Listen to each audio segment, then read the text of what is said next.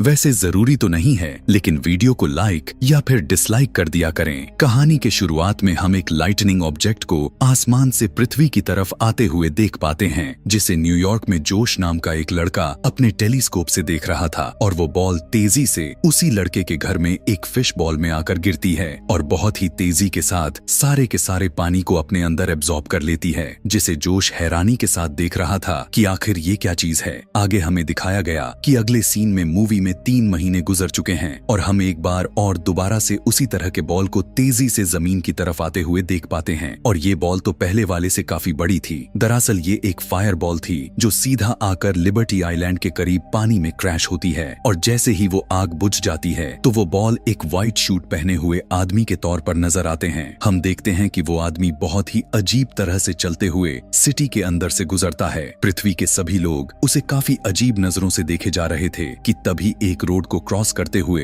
वो एक कार से काफी जोर से टकराता है, लेकिन देखने को मिला कि उसे तो कुछ भी नहीं होता, बस उसके पैर अजीब तरह से मुड़ गया था और जैसे ही कार ड्राइवर उसे रेस्क्यू करने के लिए बाहर आती है तो उसी वक्त वो आदमी वहां से गायब हो जाता है। इसके बाद वो एक सुनसान सी जगह पर जाकर खड़ा हो जाता है और हम देख पाते हैं कि उसका कान एक गेट की तरह ओपन होता है जिसमें से एक टाइनी मैन बाहर निकलता है और वो एक रोप की मदद से उस सफेद कपड़े वाले आदमी के लेग्स पर आता है और वहां पर भी एक छोटा सा गेट था जो वो आदमी वहीं करीब लगे हुए बटन से उसे खोल देता है, जहां इसे बहुत सारे वायर्स डिफेक्टेड मिलते हैं और वो टाइनी मैन उसके लेग की वायर को रिपेयर करना शुरू कर देता है और यहाँ पर लेग को कंट्रोल करने वाला आदमी उसके ब्रेन के पास जाता है और यह सब कुछ देखकर हमें पता चल पाता है कि ये कोई आदमी या फिर कोई एलियन नहीं है, बल्कि ये एक पूरी की पूरी स्पेसशिप है जिसको 100 टाइनी मैन के साथ एलियंस कंट्रोल कर रहे हैं। हम जान पाते हैं कि इस शिप के सारे क्रू मेंबर्स को नंबर से इंट्रोड्यूस करवाया गया हुआ है, जिसमें क्रू नंबर 1 इस शिप का कैप्टन है और क्रू नंबर 2 उसका असिस्टेंट है और आने वाले टाइम में वो दरअसल कैप्टन ही नजर आने वाला है और क्रू नंबर 3 यहाँ के सिस्टम इंचार्ज है। शिप का कैप्टन उस शिप को कमांड बैग से कंट्रोल करता है। यहाँ पर हर बॉडी पार्ट्स को कंट्रोल करने के लिए वहाँ पर टाइनी एलियंस लगे हुए थे जो हर चीज हर काम का रिपोर्ट कैप्टन को करते थे। यहाँ पर रिपोर्ट कैप्टन को सिस्टम इंजीनियर की तरफ से बताया जा रहा था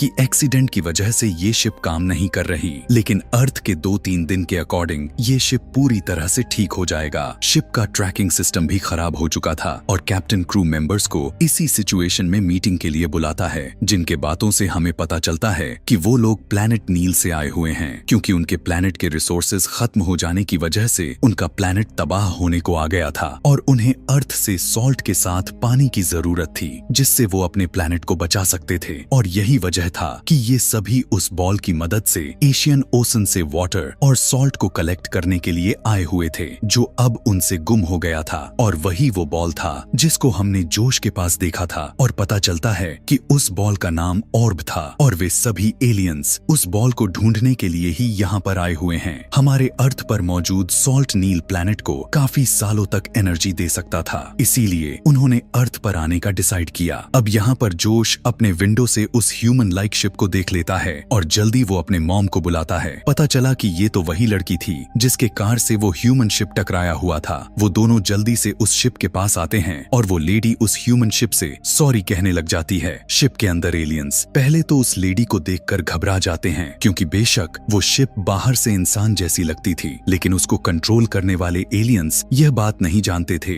कि वो कैसे आखिर ह्यूमंस की तरह बिहेव करे।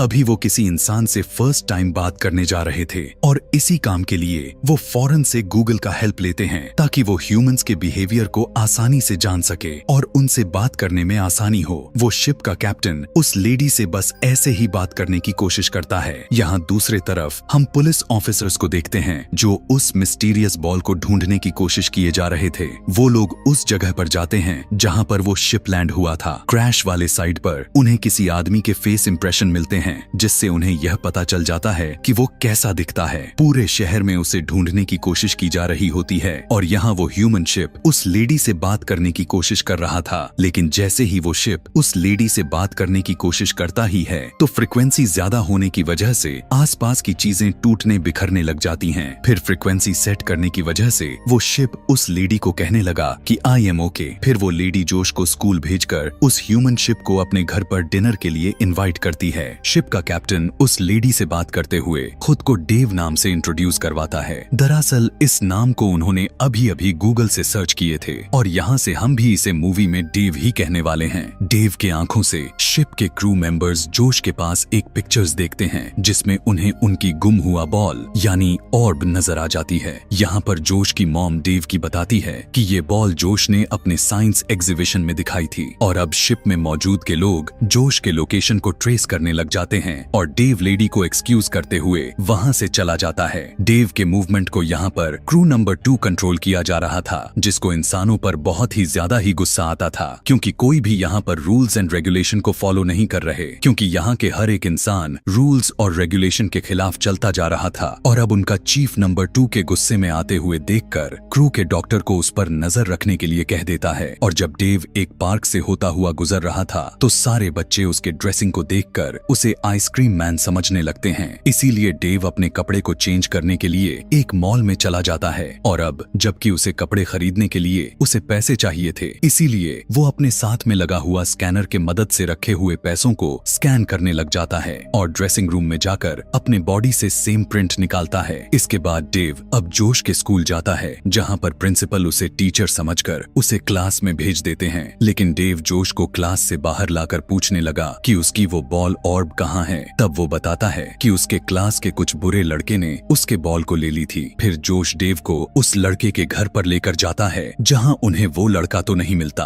और वापस जोश के घर आ जाते हैं। जोश को डेव के साथ टाइम स्पेंड करके काफी अच्छा लगता है और तभी वहाँ पर जोश की मॉम आकर डेव को अपने घर डिनर के लिए रोक लेती है। तब डेव का कैप्टन यह बात मान लेता है क्योंकि उसे बाहर काफी खतरा हो सकता था। यहाँ पर क्रू मेंबर 4 कैप्टन को बताता है कि जितना ज्यादा देर तक वे सभी इस घर में रुकेंगे तो उतना ही डेव यानी शिप के एक्सपोजर का ज्यादा खतरा होगा। लेकिन कैप्टन इस बात को इग्नोर कर देता है और खाना खाने के बाद ये लोग डेव को अपना पूरा घर दिखाते हैं कि तभी उसी घर में डेव को एक पेंटिंग नजर आती है जिसकी डेव तारीफ करता है। डेव को वो लेडी बताने लगती है कि यह पेंटिंग इमोशंस एंड लव को शो करती है। उसकी बात को सुनकर डेव उससे पूछने लगता है कि हमें लव के बारे में कैसे पता चलता है, जिस पर वो कहने लगती है कि जब ऐसा होता है तो हमें खुद ही पता चल जाता है। यह सुनने के बाद तो डेव पहले तो शॉक्ड में आ जाता है और फिर वहाँ से चला जाता है। डेव इस रात एक रोड पर गुजारने का डिसाइड करता है जहाँ एक आदमी उसे सर्दी से बचने के लिए उसे एक शॉल देता है और डेव का कैप्टन इस बात से काफी इम्प्रेस हो जाता है कि इंसान कितने रहमदिल होते हैं। और यहाँ सब शिप के अंदर सभी एलियंस को रियलाइज होता है कि ह्यूमंस एलियन से ज्यादा एडवांस हैं। शिप यहाँ पर एक रात के लिए रिटायर हो जाती है यानी डेव सो जाता है। यहाँ पर शिप में यानी डेव के अंदर डॉक्टर कैप्टन को बताता है कि शिप के अंदर कुछ एबनॉर्मल बिहेवियर सामने आते जा रहे हैं। जिसके बाद कैप्टन कंट्रोल रूम में जाकर देखते हैं कि क्रू मेंबर 3 अभी तक काम कर रही है और वो कैप्टन को बताने लगी कि उसने एक ऐसी फाइल को ढूंढी है जो ह्यूमंस अपने लाइफ में एक बार जरूर देखते हैं। और ये दरअसल एक अमेरिकन इमोशनल मूवी थी, कैप्टन और नंबर 3 उस मूवी को देखते हैं जिसकी एंड पर वो दोनों रो रहे थे। इसके बाद कैप्टन और नंबर 3 दोनों नींद पूरी करने के लिए चले जाते हैं। अगले दिन जैसे ही आता है तो पता चला कि डेव की बैटरी तो सिर्फ 20% ही रह गया है और पुलिस भी उसे ढूंढे जा रही थी। यहाँ पर हम देखते हैं कि डेव जोश के साथ पार्क में जाता है। वहाँ पर ट्रेन ड्राइव लेने के बाद वो ईटिंग कंपटीशन में पार्टिसिपेट लेता है और कंपटीशन को जीतने पर मिलने वाला सॉफ्ट टॉय वो जोश की मम्मी को देता है। यहाँ से बाहर निकलने पर डेव देखता है कि कुछ बच्चे जोश को बुली किए जा रहे थे, इसीलिए उन्हें पनिशमेंट देने के लिए डेव उन्हें उल्टा कर देता है जिससे उन्हें ऑर्ब यानी एलियंस की वो बॉल भी मिल जाती है, जिससे डेव यानी शिप के अंदर के वो एलियंस बहुत ही ज्यादा ही खुश हो जाते हैं और डेव जोश के फैमिली को डिनर के लिए इनवाइट करता है। दरअसल वो जोश के मॉम की बर्थडे को सेलिब्रेट करने के लिए ऐसा करता है, लेकिन क्रू मेंबर 2 कैप्टन के इस बात से मना करता है। वो कहने लगा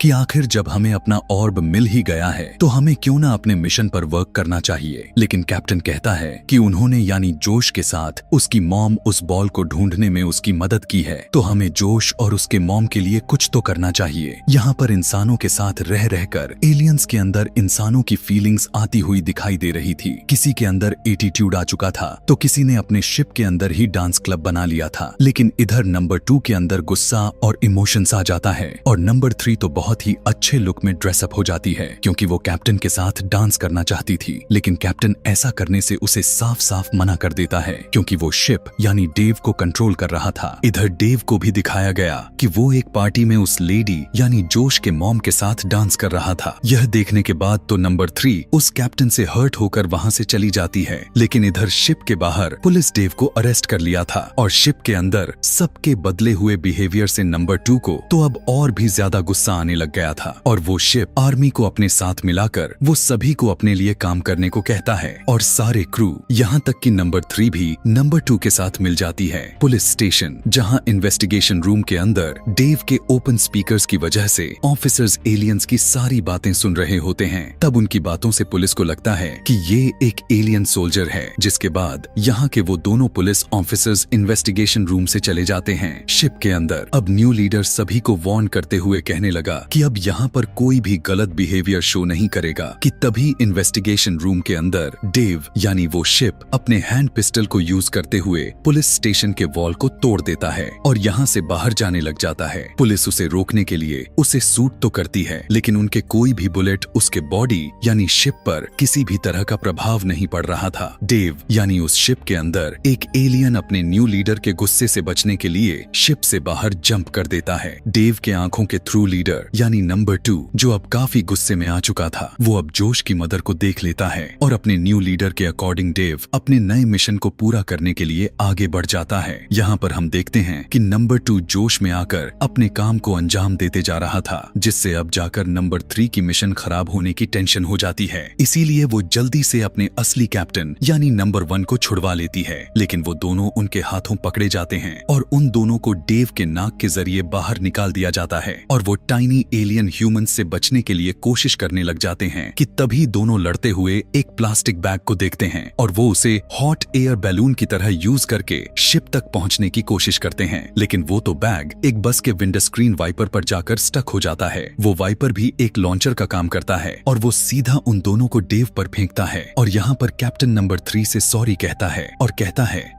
कि अगर तुम मेरी इस ट्रिप में मेरे साथ ना होती तो शायद ये मेरे लिए इतना आसान ना होता। इसी दौरान वो दोनों डेव के अंदर यानी शिप के अंदर चले जाते हैं। यहाँ डेव यानी शिप एक कार को रोकती है ताकि उसे ज्यादा टाइम के साथ उसका एनर्जी वेस्ट ना हो और उसे लिबर्टी आइलैंड जाने के लिए कहती है। दूसरी तरफ जोश अपने मॉम से कहता है कि डेव ऐसे बुरे काम नहीं कर सकता और हमें उसके पीछे जाकर उसकी हेल्प करनी चाहिए। यहाँ पुलिस स्टेशन के अंदर पुलिस को वो टाइनी एलियन भी मिल जाता है जिसने डेव यानी शिप वाले कान के अंदर से जंप किया था, जिसे देखकर वो डेव का पीछा करने का ऑर्डर देता है। यहाँ लिबर्टी आइलैंड पर जाकर न्यू कैप्टन डेव को ऑर्डर देते हुए कहने लगा कि वो बॉल को यानी ऑर्ब को एक्टिव करके पानी में गिरा दे ताकि वो वहाँ से समुद्री सॉल्ट को कलेक्ट कर सके, लेकिन ऐसा करने से पहले ही वहाँ पर फर्स्ट कैप्टन भी आ जाता है और वो डेव को ऐसा करने से रोक देता है। और यहाँ डेव के अंदर यानी शिप के अंदर मौजूद सभी लोगों को बताया जाता है कि कैप्टन ने दोबारा से कंट्रोल ले लिया है, जिससे सारे के सारे क्रू मेंबर्स उसकी बात मान जाते हैं। लेकिन यहाँ पर शिप यानी डेव को जमीन पर गिरने से उसके हाथ से वो बॉल वाला ऑर्ब भी गिर जाता है और स्लीप होता हुआ होकर पानी में चला जाता है और अब जो नहीं होना चाहिए था वही हो जाता है। वो ऑर्बोसेन का सारा पानी अपने अंदर एब्जॉर्ब करने लग जाता है, जिसे कैप्टन रोकने की काफी कोशिश तो करता है, लेकिन इस काम के लिए काफी एनर्जी की जरूरत पड़ने वाली थी जो कि उसके पास तो नहीं थी। अब यहाँ पर वो अर्थ को बचा सकते थे या फिर अपने प्लेनेट पर वापस जा सकते थे। तब कैप्टन अपने क्रू से अर्थ को बचाने के लिए परमिशन लेता है, जिस पर सारे के सारे एग्री भी हो जाते हैं क्योंकि उन्होंने अर्थ से बहुत कुछ सीख लिया था, दूसरों के साथ कैसे रहा जाता है और उनसे प्यार कैसे किया जाता है, इसी के साथ उनकी मदद भी करना। और अब डेव अपने सारे एनर्जी को यूज करते हुए अर्थ को बचा लेता है, लेकिन पता चला कि यहाँ पर तो डेव की पावर्स ही खत्म हो गई है और इतने ही देर में वहाँ पर पुलिस भी आ चुकी थी। यहाँ पर जोश भी पुलिस के साथ ही था, मगर वो जल्दी से पुलिस का टेजर को यूज करते हुए डेव को चार्ज कर देता है और जैसे ही डेव चार्ज हो जाता है तो उसका मुंह किसी गेट की तरह ओपन हो जाता है, जिसमें से कैप्टन और नंबर 3 निकलकर बाहर आते हैं और वो पुलिस को अपने बारे में सब कुछ बता देते हैं। और वो जोश और उसकी मॉम को बाय कहते हुए यह कहते हैं कि हम किसी और प्लेनेट से अपनी एनर्जी रिसोर्सेज को ले लेंगे, लेकिन अर्थ को नुकसान नहीं पहुंचाएंगे। तब यह बात सुनकर पुलिस उसके दूसरे एलियन को उनके शिप में रख देती है, यानी वही एलियन जो डर कर शिप से जंप लगा दिया था। इसके बाद डेव अपने प्लैनेट पर जाने का तैयारी करता है और उसके पूरे बॉडी से करंट फ्लो होता है और जैसे ही वो ऊपर उड़ने के लिए मूव करता है कि तभी वहां पर FBI की एंट्री हो जाती है, जो हेलीकॉप्टर से डेव पर ट्रैप डालकर उसे पकड़ लेते हैं। और अब जैसे ही ऑफिसर्स उनके पास आने वाले थे,